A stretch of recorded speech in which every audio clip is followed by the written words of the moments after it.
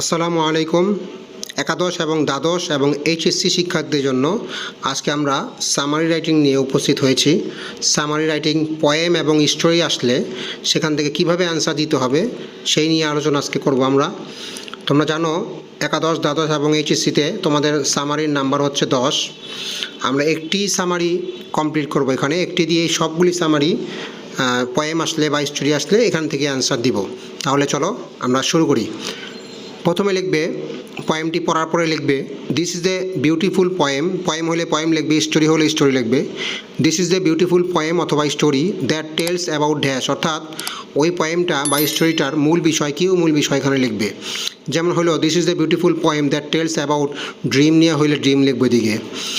তারপরে লিখবে the main theme of the poem বা স্টোরি ইজ অ্যাবাউট ড্যাশ, মানে মূল আলোচনাটা কি, এখানে মূল আলোচনাটা লেখার চেষ্টা করবে, অথবা না পারলে ওই ড্রিমটাই আবার লিখবে এখানে।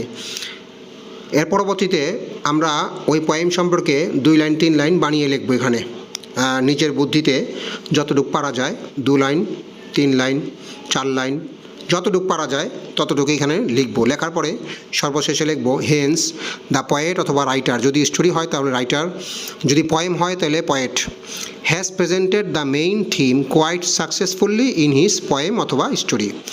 কী লিখবো? হেন্স দ্য পয়েট অথবা রাইটার, কবিতা হলে পোয়েম, পোয়েম হলে পয়েট এবং স্টোরি হলে writer, has presented the main theme quite successfully in his poem অথবা স্টোরি।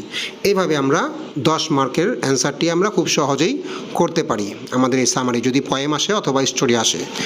পূর্বে আমরা সামারি সম্পর্কে আরেকটি ভিডিও তৈরি করেছিলাম।